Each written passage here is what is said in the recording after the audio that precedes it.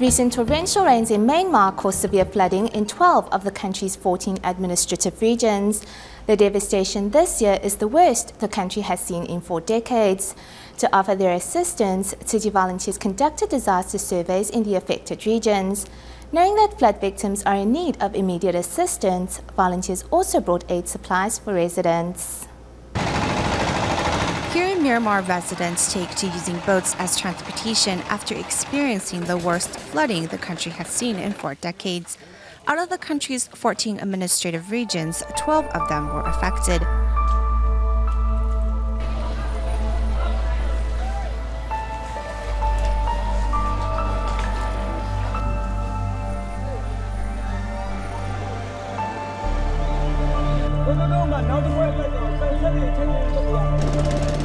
Located west of Yangon, Ayeyarwady region received the brunt end of flooding this time. To see how they can help, Tzu Chi volunteers traveled 2 hours by car to conduct a disaster survey in Yangdong. Our village is near the river. The heavy rain caused the dam to overflow and excess water to run into the village. It floods here annually, but this year was the worst. 10 days have passed, yet floodwaters remain. Though the government has provided residents with rice to help, many do not have the means to cook it nor have clean drinking water to survive.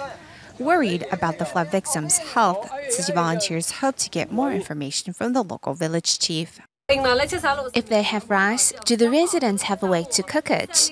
They can cook it using water, bottled water.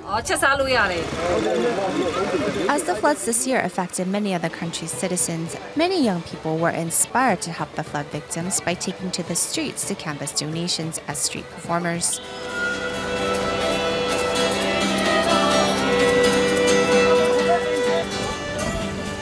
While Tzu Chi volunteers continue to conduct surveys of each flood-affected regions to come up with a relief plan for the future. While in Mandalay region, floodwaters reached rooftops. I'm worried about the flooding in my home. The entire village is miserable. We have no way to help each other. We can't get a good night's sleep either. We are all waiting for the floodwaters to recede. To offer some assistance, Tzu Chi volunteers from Yangon traveled nearly 12 hours to bring some relief in the form of monetary aid, as well as rice and other daily necessities. As the flood has affected the local water supply, besides distributing bottled water, doctors were on hand to educate residents on how to use water purifying tablets.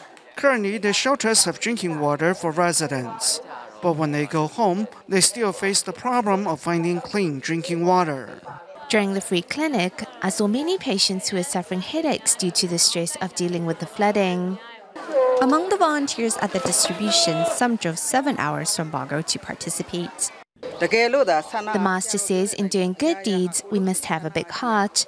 So the distance didn't matter to me. I wanted to contribute my share. The flood victims here are moved that a group of strangers would come so far to help them.